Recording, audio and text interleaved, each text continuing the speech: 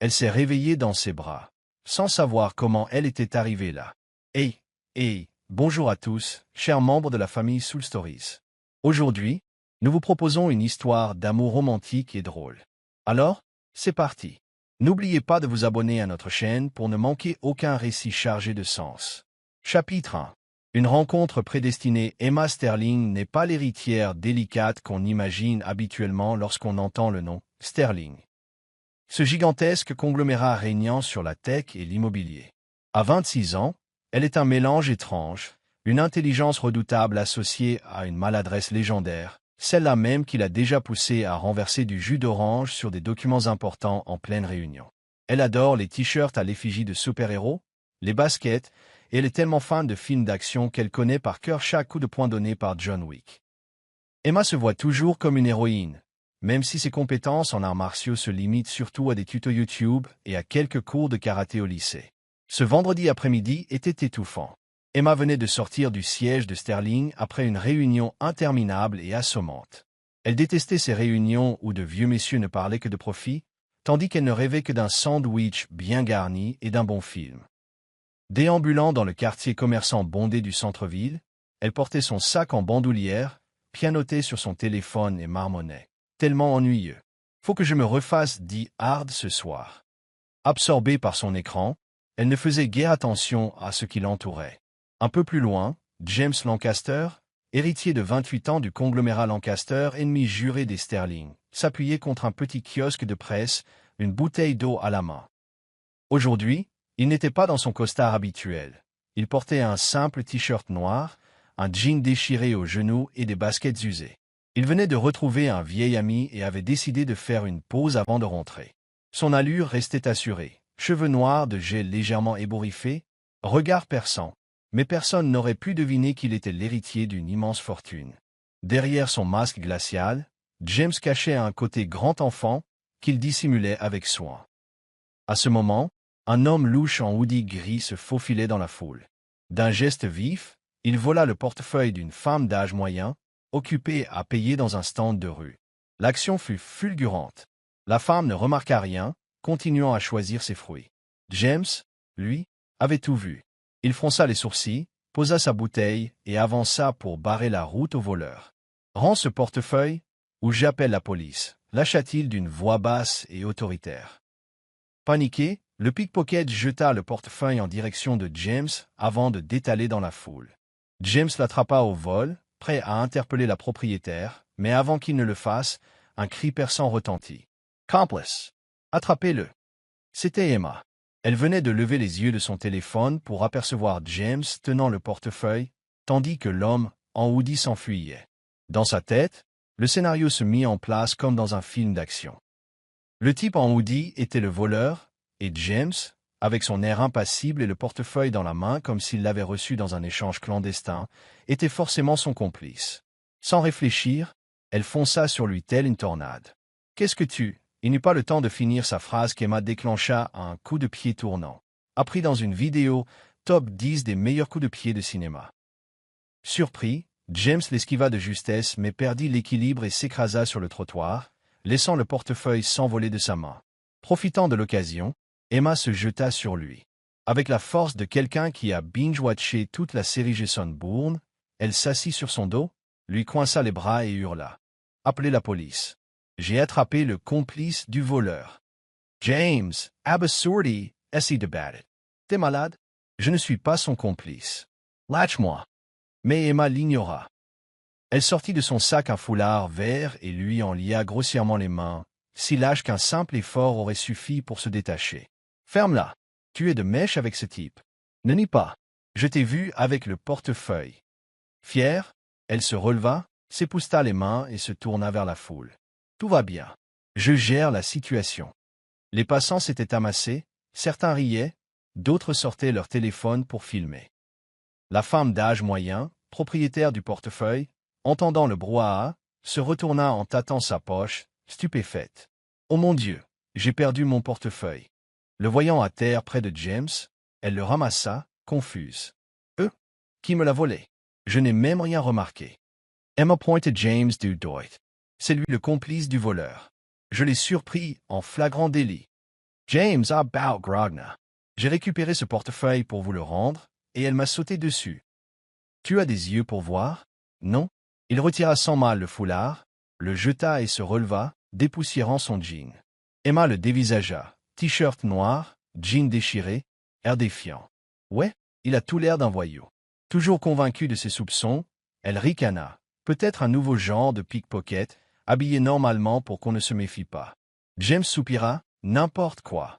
À ce moment, des sirènes de police retentirent. 2 agents s'approchèrent en voyant la scène chaotique. Emma, fière comme une héroïne, James exaspéré, et la dame serrant son portefeuille. « Qu'est-ce qu'il se passe ici ?» demanda l'agent le plus âgé, main sur ses menottes. Emma désigna James. « Je l'ai attrapé. C'est le complice du voleur. Je l'ai vu tenir le portefeuille. » James leva les yeux au ciel. Elle invente. Le vrai voleur s'est enfui. Et moi, j'ai juste essayé de l'arrêter. La femme ajouta, déconcertée. Je n'ai rien vu, moi. Je viens de comprendre qu'on m'avait volé. Le second agent soupira. Très bien. Vous deux, au poste, et amenez ce portefeuille. Emma hocha la tête, confiante, tandis que James poussa un profond soupir. Dans la voiture de police, il lança un regard à Emma, confortablement installée à l'avant. « T'es un vrai désastre ambulant. » marmonna-t-il. Elle l'entendit, se retourna et le foudroya du regard. « Qu'est-ce que t'as dit? Je suis une héroïne? Moi. » Au poste, la vérité finit par éclater. James expliqua avoir voulu stopper le voleur, tandis qu'Emma persistait à croire qu'il était complice. Mais après vérification des caméras de surveillance, on vit clairement l'homme en hoodie voler le portefeuille et le jeter à James, qu'il avait attrapé. « Mademoiselle, vous vous êtes trompée, » soupira l'agent plus âgé. « Il n'est pas complice. » Emma, bouche bée, balbutia. « Mais, pourquoi tenait-il le portefeuille? » Alors, James esquissa un rictus. « Parce que je ne supporte pas de voir les gens se faire voler, contrairement à ceux qui font sans réfléchir. » Le policier se tourna vers Emma, remarquant son badge d'identification qu'elle n'avait pas retiré. « Vous travaillez chez Sterling? »« Oui. Emma Sterling, directrice de projet chez Sterling Corporation. » Trop tard pour le cacher. James eut un petit sourire en coin. « Ah, Emma Sterling. Eris Hine? Dommage, t'agis comme une bagarreuse de rue. » Elle riposta aussitôt. « Et toi, t'es qui pour la ramener ?» Le policier montra l'idée de James. James Lancaster, directeur exécutif chez Lancaster Corporation. Emma se ficha. Lancaster, l'ennemi juré des Sterling, elle venait de plaquer l'héritier de la famille rivale, le prenant pour un complice d'un voleur. James se releva, épousta ses mains et lui lança son foulard. « Merci pour le spectacle, Harris. La prochaine fois, vérifie avant de donner un coup de pied. » Emma rougit, tenta de se défendre. Qui aurait cru? Avec ta tête, on dirait un vrai bandit. Ils sortirent du poste, leur regard lançant des étincelles de rivalité, mais aussi une subtile curiosité. Emma n'aurait jamais imaginé que cette rencontre prédestinée déclencherait une suite de catastrophes et d'émotions incontrôlables. Chapitre 2. Des retrouvailles embarrassantes après ce malentendu désastreux au commissariat, Emma Sterling et James Lancaster pensaient en avoir fini l'un avec l'autre. Pour Emma, ce type en t-shirt noir et jean déchiré avait un visage de criminel, un souvenir gênant qu'elle voulait effacer. Pour James, cette héroïne autoproclamée et maladroite était un cauchemar éphémère qu'il préférait oublier. Mais le destin, tel un réalisateur de comédie machiavélique, s'entêta à les remettre sur la même route, à travers des situations ridicules qui les forçaient à s'affronter, pour le pire et pour le meilleur. Situation 1. Pagaille au restaurant une semaine après l'incident du voleur, Emma dut se rendre dans un restaurant huppé pour signer un contrat avec une entreprise neutre, intéressée par un partenariat avec Sterling pour un projet de logiciel de gestion intelligent. Elle haïssait ses rendez-vous, où elle devait troquer ses chers t-shirts contre une robe bleu marine trop stricte et enfiler des talons lui martyrisant les pieds, tout en arborant une queue de cheval haute et soignée pour paraître professionnelle. Juste avant d'entrer, Emma se regarda dans le miroir de l'hôtel, marmonnant. « Tiens bon, tu signes ce deal. Et après, tu peux rentrer te vautrer devant John Wick. » Un épais dossier sous le bras, elle poussa la porte du restaurant, scrutant la salle luxueuse aux parfums entremêlés de mets raffinés et de parfums coûteux. Au bout de quelques pas, elle trébucha sur une paire de chaussures en cuir brillant, dépassant d'une chaise près du passage. Ah, s'écria-t-elle, perdant l'équilibre et piétinant le pied de la personne assise. Aussitôt, un grand fracas se fit entendre, accompagné de l'odeur forte du vin rouge renversé. Levant les yeux, Emma pâlit en reconnaissant la victime, James Lancaster. James se trouvait là en plein déjeuner avec une cliente importante de Lancaster, une femme d'âge mûr fortunée, intéressée par un projet immobilier de la famille Lancaster. Ce jour-là, il avait retrouvé son allure, classe, costume gris sur mesure, Rolex étincelante, cheveux noirs impeccablement coiffés, comme sorti d'un magazine de mode. Il s'apprêtait à trinquer avec son sourire charmeur lorsqu'Emma l'écrasa. La secousse lui fit renverser son verre de vin rouge sur son costume, créant une tache écarlate en plein milieu du tissu hors de prix. James, incrédule, tourna la tête vers elle. « Toi? Encore toi ?» Emma rougit. « Toi? La complice de la dernière fois ?» Il serra les dents pour rester calme face à sa cliente. « Je ne suis pas un complice. Et toi, tu es un désastre ambulant. Regarde mon costume. » Il se leva pour montrer l'œuvre d'art qu'Emma venait d'y peindre en rouge. La cliente, décontenancée, reposa son verre d'eau. « Vous connaissez ?»« Non » protestèrent-ils à l'unisson avant de se fusiller du regard. Emma posa ses poings sur ses hanches. « Et alors? Ton pied dépasse, tu m'as fait trébucher. Bien fait pour toi. » James lâcha un rire sarcastique. « Bien fait? Je suis en pleine réunion, et tu me transformes en clown. T'as pas dit ou quoi ?» Emma ne se contint pas. « Et toi, tu fais quoi ici? Encore à piquer un portefeuille, peut-être ?» James serra les dents pour ne pas hurler. « Je bosse, moi, contrairement à toi qui signe des contrats comme on met le bazar dans un marché. » Le ton monta, attirant l'attention des clients. Certains chuchotaient. Il tourne un sitcom ou quoi? La client tenait d'intervenir, embarrassé. Calmez-vous. Mais rien n'y fit. T'as un client? Avec ta tête, c'est plutôt toi le menteur, siffla Emma. Et toi, tu vas faire fuir ton partenaire avec ta comédie. Leur dispute s'éternisa jusqu'à ce que le gérant, en costume noir et lunettes, arrive, souriant de manière forcée. « Excusez-moi, pourriez-vous poursuivre cette discussion à l'extérieur?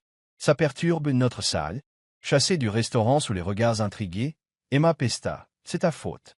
J'ai l'air ridicule devant mon futur partenaire maintenant. » James haussa les épaules, essorant son costume taché.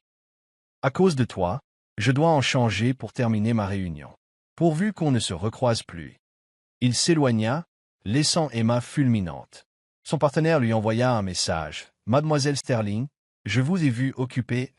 Discutez. On décalera le contrat à plus tard. Amusez-vous bien. » Situation 2. Une vente aux enchères loufoque quelques jours après l'incident au restaurant, Emma et James se retrouvèrent à une grande soirée de charité, un gala annuel où les Sterling et les Lancaster devaient paraître, malgré leur rivalité légendaire. Emma y vint à contre-cœur dans une longue robe rouge, manquant de trébucher dès l'entrée avec ses talons neufs. « Qui a inventé ça? Je ne peux pas marcher. » marmonna-t-elle. James fit son entrée en costume noir, chemise blanche, l'air classe, plus digne d'un film que d'un gala de charité. De loin, en voyant Emma, il soupira. « Bon sang, pourquoi elle est là? Elle va encore me causer des ennuis ?» Le point d'orgue de l'événement était la vente aux enchères caritatives, souvent transformée en scène de parade pour les grandes familles. Emma et James se retrouvèrent, bien malgré eux, à enchérir sur un drôle d'objet. Un vieux vase en porcelaine fêlée, cabossé, qu'on aurait dit tomber d'un balcon. L'animateur, cravate papillon rouge, clama « Voici un symbole de la résilience. » Mise à prix, $1000. Qui ouvre le bal? Quelques applaudissements discrets. Emma et James, eux, se regardèrent comme deux boxeurs prêts à en découdre. Emma leva la main. 2000. Pas qu'elle tenait au vase, mais pour piéger James, convaincu qu'il ne reculerait pas. Sans surprise, il répliqua avec un rictus. 5000. Les yeux d'Emma s'écarquillèrent. 10,000. James, 20,000. L'assistance commença à bruisser, amusée par leur surenchère démesurée. 50 000, s'exclama Emma, le toisant d'un air de défi. James, les mâchoires serrées. 100 000. L'animateur pâlit. Du calme, ce n'est qu'un vase cassé. Mais rien ne les arrêtait. 200,000, clama Emma, Sourcils Francis. James ricana. 500,000. La salle halta, certains éclatant de rire. Finalement, James lâcha 1 million. Le silence tomba un instant avant que la foule n'applaudisse, comme si elle assistait à un match de catch. Emma Sapira, Braz Croix. Ok, bravo, il est à toi, ce vieux machin fissuré. James haussa un sourcil, provocateur, avec plaisir. Je le garderai chez moi en souvenir de toi. L'animateur frappa son marteau. Adjugé, vendu à M. Lancaster pour $1 million. Son regard trahissait son incrédulité. Les organisateurs, médusés, les remercièrent tout en les chassant presque de la scène pour avoir perturbé l'événement. James paya $1 million pour ce vase bon à jeter, Emma se moquant ouvertement. Bravo, tu viens d'acheter un tas de tessons à prix d'or. James riposta, furieux. Mieux vaut ça que d'être fauché et semer le chaos partout. Évite de recroiser ma route. Ils se séparèrent sous les regards hilars des convives. L'histoire du « vase à $1 million » fit jaser pendant des semaines. Situation 3. Un congrès sous tension une semaine plus tard, Emma participa à un grand congrès international sur la technologie afin de présenter le nouveau système d'IA de Sterling à d'éventuels investisseurs. Elle s'était préparée à fond, tailleur gris clair, ordinateur portable, dossier épais, discours répétés toute la nuit. Des centaines d'entreprises assistaient à l'événement et elle devait parler devant un large public. Avant de monter sur scène, elle prit une profonde inspiration. Pas de chute, pas de gaffe. On reste pro. Elle s'avança et commença avec assurance. Mesdames et messieurs, Sterling a l'honneur de vous présenter une IA révolutionnaire au service des entreprises modernes. Mais en plein discours, elle remarqua parmi l'assistance un visage familier, James Lancaster. Il était là, costume sombre, café à la main, l'observant avec un sourire narquois. Il assistait non pour s'allier à Sterling, mais pour espionner la concurrence, et surtout la narguer. Emma marqua un léger temps d'arrêt, le cœur battant, avant de reprendre. Notre technologie est issue de plusieurs années de recherche approfondie et offre des performances. James leva la main, récupéra un micro avec politesse, mais son ton était mielleusement perfide. Mademoiselle Sterling, je salue vos années de recherche. Mais est-ce vraiment révolutionnaire, ou plutôt perturbateur, comme l'a été quelqu'un que j'ai rencontré récemment au restaurant? Le public rit doucement, Emma se mordit la lèvre avant de répliquer, toujours souriante. Je vous remercie de votre intérêt, Monsieur Lancaster. Sachez que notre produit parle de lui-même. Pas besoin de ramasser des portefeuilles pour nous faire valoir. Les pics étaient subtils, mais bien réels. Emma montra un graphique de performance. James intervint. Impressionnant. Mais est-ce aussi solide que ce vase que j'ai acquis récemment? Je m'inquiète de la stabilité de Sterling. Emma répondit du tac au tac. Bien plus solide que ce vase à $1 million dont vous vous êtes enorgueilli, Monsieur Lancaster. Chez Sterling, on évite les démonstrations de frime. Le public souriait, mi-amusé, mi-intrigué par leur duel voilé. James persista, sérieux en apparence. L'IA peut-elle corriger les erreurs en temps réel? Sterling semble doué pour en commettre. Emma sourit. Oui, Monsieur Lancaster, elle détecte même les choses inutiles. Comme vous, par exemple. Des rires plus francs s'élevèrent. Mais tous deux conservaient un air professionnel. Quand Emma acheva sa présentation sous des applaudissements nourris, James se leva, applaudissant lentement, lançant « Bravo, Mademoiselle Sterling. J'espère ne pas devoir payer pour revoir votre spectacle. » Emma répliqua, sourire glacial. « Merci, j'espère ne plus vous croiser au prochain congrès. Je n'ai pas de temps à perdre. » Ils quittèrent la scène, l'un et l'autre arborant un masque poli, mais on devinait l'affrontement intérieur. Dans le couloir, Emma maugréa. Quel pot de colle. Il détruit mes nerfs. James, quelques pas derrière, l'entendit et répliqua. Merci. C'est toi qui me donnes des leçons de patience, grande spécialiste du chaos. Bonne chance avec tes investisseurs. Puis il s'éloigna, la laissant les poings serrés, obligé de reconnaître que ce type, malgré tout, était un adversaire redoutable. Chapitre 3. Quand l'amour est clos après toutes ces rencontres tantôt hilarantes, tantôt pénibles, le vin rouge renversé, le vase à $1 million, les joutes verbales au congrès, Emma Sterling et James Lancaster commençaient peu à peu à s'habituer l'un à l'autre. Au départ, ils se voyaient comme des ennemis jurés. Mais à force de rencontres forcées, leur agacement laissa place à une forme de curiosité. Puis, contre toute attente, à un certain plaisir. Bien sûr, ni l'un ni l'autre ne l'admettaient. Le destin, tel un facétieux farceur, les rapprochait encore et toujours. Et de ce rapprochement naquit une affection grandissante, d'abord imperceptible, puis de plus en plus réelle. Le déclic se produisit un après-midi pluvieux. Emma attendait sous l'auvent d'une supérette pour s'abriter de la pluie. Elle sortait d'une longue journée de réunion, trempée sous son manteau trop fin, serrant con. Elle un dossier déjà humide parce qu'elle avait oublié son parapluie. Quelle vie misérable! Grommela-t-elle en fixant la pluie. Elle ne rêvait que de rentrer, s'enrouler dans une couverture et regarder un film. Soudain, une voiture noire élégante s'arrêta devant elle. La vitre se baissa, dévoilant James, simple chemise blanche, main sur le volant, un rictus amusé sur le visage. « Eh bien, mademoiselle Sterling, encore maladroite malgré votre statut d'héritière. Pas de parapluie, pas de taxi ?» Emma leva les yeux au ciel. « Pas besoin de ta sollicitude. J'aime la pluie, ça me rafraîchit, ça te pose un problème ?» Mais sa voix tremblait de froid, ses épaules recroquevillées ne trompaient pas James. « Arrête de faire la fière » ricana-t-il en ouvrant la portière. « Monte, je te ramène. Ou tu peux rester là, à faire le mannequin trompé. Je prends une photo, si tu veux. » Emma fusilla son sourire, mais claquait des dents. Elle se résigna, monta côté passager, agrippant ses dossiers. « D'accord, roule, mais boucle-la.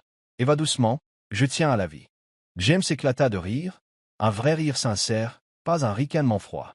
Emma le surprit à le regarder en coin, son cœur se serrant d'une sensation inhabituelle. En chemin, ils ne purent s'empêcher de se chamailler. « Alors, toi, l'héritière pro du chaos, ça ne te dérange pas de monter dans la voiture d'un complice? Mieux vaut ça que mourir de froid. Et toi, t'es si bavard qu'on dirait un marchand ambulant. » La tension habituelle s'était envolée, remplacée par une taquinerie presque complice. Au fil des jours, leurs rencontres se répétèrent dans cette même tonalité. Un matin, Emma, distraite, renversa son latte sur une table d'un petit café. James, installé juste à côté avec son ordi, releva la tête. « Hilar, encore en train de tout faire tomber? Je devrais appeler le personnel pour évacuer le tsunami ?» Emma rougit, prête à répliquer. « Ferme-la, je peux me débrouiller toute seule. Pas besoin de pitié. » Mais tandis qu'elle s'en mêlait avec les serviettes en papier, James lui tendit silencieusement son mouchoir. « Tiens, avant de te ridiculiser davantage. » Elle s'en saisit, bougonnant un vague. « C'est pas de la pitié. » Mais ne le rejeta pas comme elle l'aurait fait avant. Sans y prêter attention, elle le conserva, essuya la table, puis plia soigneusement le mouchoir. Petit à petit, chacun s'adoucissait. James découvrait la maladresse d'Emma comme un charme secret. Ils se mirent même à s'envoyer des messages, généralement pour se moquer. « T'as fait tomber un truc aujourd'hui? Miss, je suis une héroïne? Ouais, j'ai laissé tomber l'idée de te voir, ça compte. » Et tous deux riaient en lisant. Leur lien se renforça également grâce à leur passion commune pour la charité. Ils se retrouvèrent un jour, par hasard, dans le même orphelinat où ils allaient chacun de leur côté chercher un peu de répit, loin des réunions et des obligations familiales. Les enfants, innocents, les accueillirent sans se douter qu'ils étaient de deux clans rivaux. Lorsqu'Emma vit James en train de jouer au basket avec quelques ados, sous le soleil, en chemise bleu clair et pantalon kaki, elle s'étonna. « Qu'est-ce que tu fiches là? Tu me suis? » « Comme si j'avais que ça à faire, » rétorqua James. « Je suis là pour les gamins. Et toi, tu vas tout renverser dans la cour? » Ils s'échangeaient encore des piques, mais les enfants les happèrent vite dans leur jeu. Emma raconta des histoires de super-héros, transformant ses gaffes en scènes de comédie, tandis que James aida à servir le goûter. Les rires et la complicité qu'ils partagèrent à cet orphelinat dépassèrent leur vieille rancune. À la fin de la journée, ils étaient assis côte à côte sur un banc, regardant les enfants s'amuser. Emma soupira. « Là, je me sens bien. Au bureau, tout est sérieux et étouffant. Je veux juste fuir. » James acquiesça. « Perel, tout le monde veut que je sois parfait. Personne ne se demande ce que je ressens. » Ils échangèrent un regard, et pour la première fois, il n'y eut plus d'affrontement mais une compréhension mutuelle. Emma sourit. « Toi aussi, un petit rebelle alors? C'est toi la reine des gaffes depuis toujours ?» répliqua James en riant. Leurs rires se mêlèrent, tandis que les enfants leur tournaient autour. Avant de partir, Emma donna à James un bracelet en corde, offert par les enfants. « Tiens, j'en ai deux. Prends celui-là. » Il l'enfila, un peu gêné. « Je le garde, mais ne t'attends pas à un grand merci. » Elle rit. « Qui a besoin de ton merci? » La preuve de leur attachement éclata quand Emma tomba gravement malade après une journée pluvieuse. Alitée chez elle, fiévreuse, elle annula tous ses rendez-vous. James, l'ayant appris par un ami commun, débarqua chez elle malgré lui. « Je fais un détour, c'est tout. » se justifia-t-il. Emma, en pyjama panda, les cheveux en bataille, ouvrit péniblement la porte. « Qu'est-ce que tu veux? Tu comptes me narguer pendant que je suis faible? » Plus tard, pour la moquerie, ricana James, levant un sac de course. « Là, je t'ai apporté de quoi cuisiner un bouillon. Faut bien que quelqu'un prenne soin de toi. » Emma, trop épuisée pour résister, le laissa entrer. James s'employa en cuisine, malhabile. Il fit brûler le poulet, mélangea mal les herbes, au point que le plat finissait noirci. « C'est quoi ce charbon? » gémit Emma en voyant le résultat. « Fais pas la difficile, mange. Si c'est immangeable, tant pis, grommela-t-il, inquiet au fond. » Elle prit une cuillerée, grimaça, mais avala tout de même. « Frenchman de girl. Mais bon, merci, hein. » James se gratta la tête, assis près d'elle. « La prochaine fois, je ferai mieux. Ou pas. Repose-toi maintenant. » Malgré le goût infâme, elle sentit son cœur se réchauffer. À partir de là, leur relation se développa à travers de petits moments simples. Un soir, James proposa à Emma un film romantique pour se venger de ses films d'action. « PFF, c'est gnangnan, râla-t-elle. Tu comprendras peut-être comment être un peu moins brutal, sourit-il. Ils rirent aux moments les plus clichés. À la sortie, Emma, sans réfléchir, lui saisit brièvement la main, puis rougit en la retirant. « Je voulais pas me perdre dans la foule. » James répondit en souriant doucement. « Si tu veux pas te perdre, attrape-moi la prochaine fois. » Ils passèrent de plus en plus de temps ensemble. Promenade au parc, glace dévorée, Emma en renversa sur la chemise de James, discussion sur un banc à la tombée du jour. Emma adorait la façon dont James la taquinait tout en l'écoutant vraiment. James raffolait de son rire et pardonnait ses maladresses. Un jour, elle voulut faire des cookies pour lui. Complètement ratés, trop durs, trop salés. Pourtant, elle lui tendit la boîte, les joues rouges. « Tiens, j'ai passé la journée à les faire. » Mange. Il mordit un biscuit, faillit s'étouffer, puis avala en grimaçant. « Affreux. Mais puis c'est toi qui les as faits? Je mangerai tout. Tant pis. La prochaine fois, évite le sel, s'il te plaît. » Emma éclata de rire. « T'oses te plaindre? J'en ferai des meilleurs, et tu me supplieras de t'en laisser. » James planta son regard doux dans le sien. « J'attendrai. » Leur amour, né de petites étincelles, se mua en flammes sincères. Pas de déclaration formelle, juste ces instants quotidiens, à la fois fous et profonds. Ni Emma ni James n'ignoraient toutefois qu'ils étaient les héritiers respectifs de familles ennemies, Sterling et Lancaster. Mais pour l'heure, ils s'en fichaient. Leur bonheur leur suffisait. Chapitre 4. La vérité cruelle. Un destin impitoyable. Emma Sterling et James Lancaster n'étaient pas naïfs au point d'ignorer les origines de l'autre. Depuis leur premier affrontement au poste de police, ils savaient parfaitement qui ils étaient. Emma, fille de Richard Sterling, et James, fils d'Eleanor Lancaster. Deux clans rivaux qui se disputaient marché et procès depuis des décennies. Ils savaient, mais ils étaient tombés amoureux malgré tout, comme piégés dans un mauvais tour du destin. Des pics continus s'étaient transformés en moments de complicité, des chamailleries, en douceur. Chacun se répétait que c'était impossible, mais ils ne pouvaient plus faire marche arrière. Et vint le jour où leurs familles découvrirent la vérité. Un cliché pris en secret lors de l'événement caritatif à l'orphelinat finit par fuiter. Sur la photo, on voyait Emma offrir un bonbon à James, souriant de toutes ses dents, et lui la regardant avec une tendresse inhabituelle, portant au poignet le bracelet que les enfants lui avaient offert. La rumeur se propagea comme une traînée de poudre dans la haute société. La fille Sterling fricote avec l'héritier Lancaster. Ce cliché atterrit sur le bureau de M. Richard Sterling. Il se leva en tapant du poing, faisant tressauter sa tasse de café. « Emma, qu'est-ce que c'est que ça? Ce sale gosse Lancaster avec ma fille. Je lui ai toujours interdit de les approcher. » De son côté, Madame Eleanor Lancaster, assise dans un fauteuil de son manoir, un verre de vin à la main, contemplait la même photo, glissant un regard glacial à son assistant. « James, qu'est-ce que tu fiches avec cette Sterling? Après tout ce qu'ils nous ont fait subir. » Emma et James étaient conscients de la rancune familiale, mais s'étaient voilés la face, profitant de chaque instant. À présent, l'orage éclata. Richard convoqua Emma au siège de Sterling. Elle arriva en t-shirt de super-héros, jean, sans se douter qu'il tenait la fameuse photo. Emma Sterling, tu m'expliques? Tu fréquentes James Lancaster? J'espère que tu n'as pas oublié comment ils nous ont ruinés, volé nos projets. La voix de son père claquait, les yeux brillants de colère. Emma essayait attendait. Elle se contenta de hausser les épaules. Papa, je sais qui il est. Mais ce n'est pas le monstre que tu crois. Richard frappa du plat de la main sur le bureau. Pas un monstre. Son clan a failli me ruiner. Je t'interdis de le revoir. Sinon, tu risques de regretter.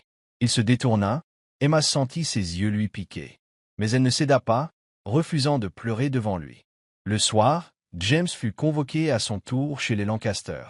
Il entra dans le vaste salon, manches retroussées, bracelet d'Emma au poignet. Eleanor l'attendait, la photo en main. James, explique-moi ça. C'est la fille Sterling, non? Tu sais très bien ce que nous ont fait les Sterling. James serra las dents. Je sais, maman, mais Emma n'est pas comme ça. Eleanor, inflexible, je me fiche de ce qu'elle est.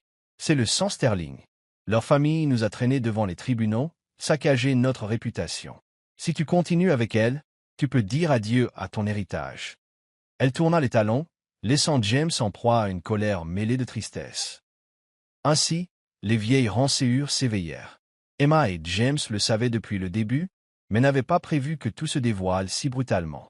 Leur amour leur semblait condamné. Face à cet ultimatum, ils se retrouvèrent une dernière fois dans le petit parc où ils avaient l'habitude de se promener. Emma arriva la première, essayant de paraître détachée, les mains dans les poches, le cœur serré. James arriva ensuite, regard sombre, posture rigide. Un long silence pesa. Emma tenta de plaisanter. Adieu, Harriet Lancaster.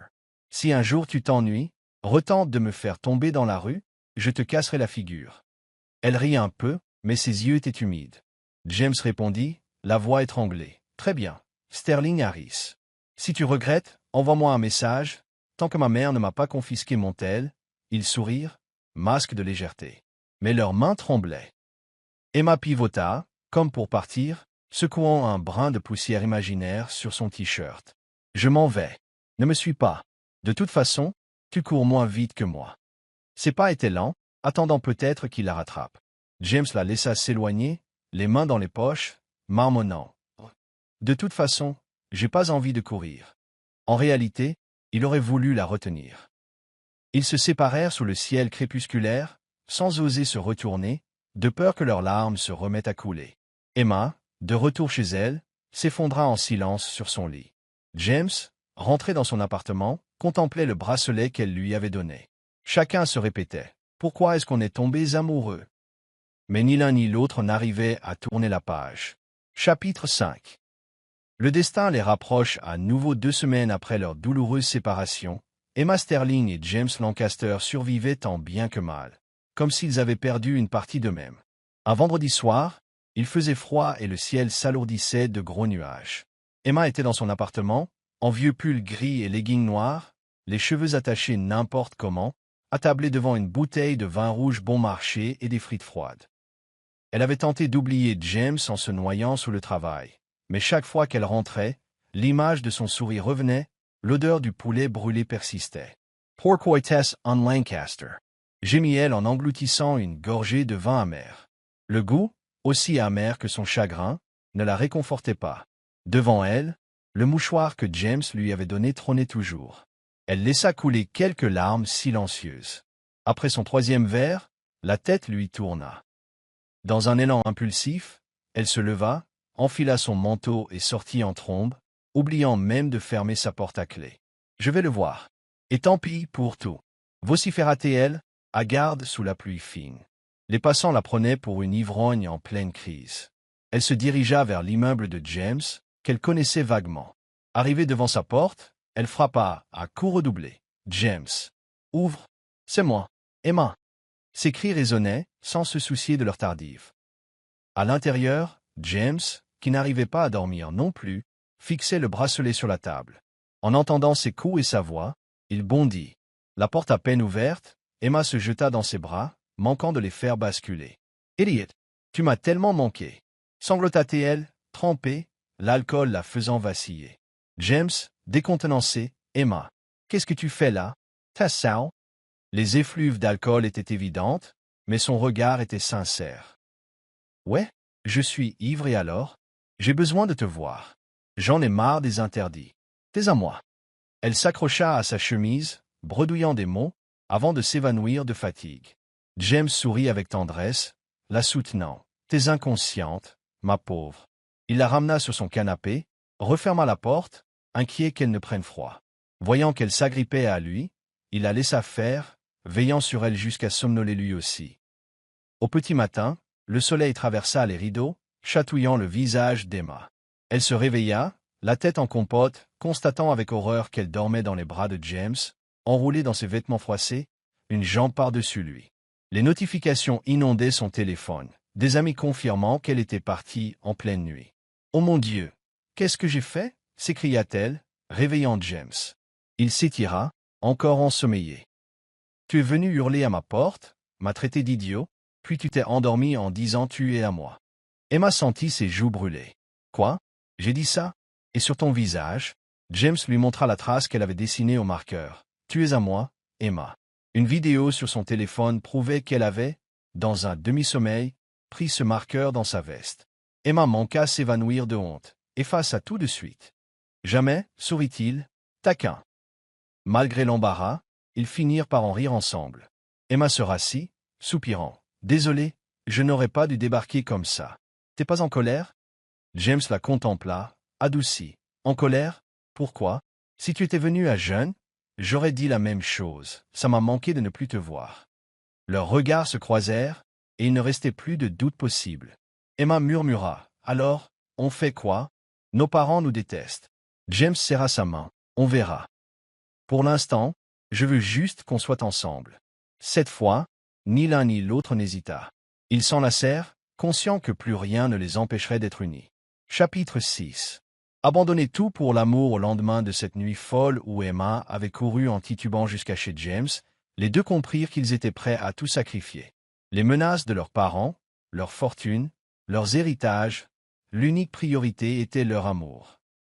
Aux premières heures du matin, encore assis sur le canapé, ils discutèrent, un café à la main. « Mon père ne t'acceptera jamais, » confia Emma. « Ma mère me reniera si je continue avec toi, » ajouta James. « Mais honnêtement, je me fiche de l'héritage. Je préfère encore vivre simplement et être heureux. » Emma rit, émue. « Moi aussi. Fini les obligations, les réus sans fin, je veux juste être Emma. Et toi, James, pas l'héritier Lancaster. » Ils se regardèrent, puis se dirent c'est décidé. Sans tarder, Emma laissa une note sur le bureau de Richard Sterling. « Papa, désolé, je choisis ma vie. Inutile de me chercher. » James envoya un texto sec à Eleanor Lancaster. « Je quitte le clan. Je pars vivre ma vie. » Sans autre explication, ils bouclèrent quelques affaires, prirent leurs maigres économies, et quittèrent la ville en voiture, une vieille occasion que James avait rachetée. Ils roulèrent des heures jusqu'à un bourg paisible, loin des gratte-ciel et des commérages. Là-bas, ils louèrent une petite maison blanche, un peu défraîchie, avec un minuscule jardin où poussaient des herbes folles. Ils n'avaient pas grand-chose, mais au moins un salon assez grand pour y placer une télé et regarder des films, et une cuisine modeste. Avec les économies qui leur restaient, ils ouvrirent un mini-café baptisé « Goofy and Full of Drama », un non-clin d'œil à leur propre histoire chaotique. Le jour de l'inauguration, Emma, en t-shirt gris et tablier vert, tenta de faire du café et renversa la moitié de l'eau. James, chemise blanche et pantalon kaki, voulut encaisser un client et faillit faire tomber la monnaie. « Tu crois qu'on va vraiment tenir le coup ?» la taquina-t-il en essuyant les taches. « Toi, l'héritier incompétent, on va voir qui va craquer, » riposta Emma, faisant rire les premiers clients, séduits par leur ambiance bon enfant.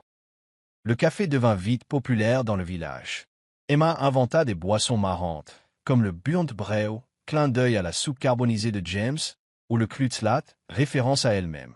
James décorait les murs de petits croquis qu'ils griffonnaient ensemble, moches mais sincères. Le soir, après la fermeture, ils s'asseyaient dehors, grignotant des frites et partageant leurs anecdotes du jour. Un jour, alors que James essuyait des tasses, il jeta un regard tendre à Emma. « Plus de Lancaster, plus de Sterling, juste toi et moi. » Elle sourit, le cœur léger. Ouais. Alors c'est toi qui fais la vaisselle, moi je m'occupe du café. Fais gaffe à pas le cramer, sinon je m'en vais, ironisa-t-il. Elle l'arrosa avec le torchon. Ils coururent en riant, sous le regard amusé des clients. Cette existence simple et heureuse dura quelques mois. Jusqu'au jour où, un après-midi tranquille, une cliente entra discrètement, lunettes de soleil, pull marron banal. C'était Eleanor Lancaster. Elle s'était déplacée seule, sans chichi. Elle s'installa dans un coin, observa James servir des pâtisseries à un groupe d'étudiants. Emma prépare. Un cappuccino pour une mamie qui la complimentait. Tous deux semblaient rayonner d'une joie qu'elle ne leur avait jamais vue. Eleanor resta un moment, but un Klutzlat, sourit doucement. Puis elle repartit sans un mot, bouleversée par le bonheur évident de son fils. Quelques jours plus tard, elle convia Richard Sterling, Margaret Sterling, la mère d'Emma, et Henry Lancaster, le père de James, à un dîner discret dans la ville. Au lieu de s'affronter, ils discutèrent calmement. Eleanor montra une photo prise dans le café, James et Emma, souriant, complices. Richard resta muet un instant avant de murmurer. Ma fille n'a jamais eu l'air aussi épanouie. Eleanor hocha la tête, émue. James non plus.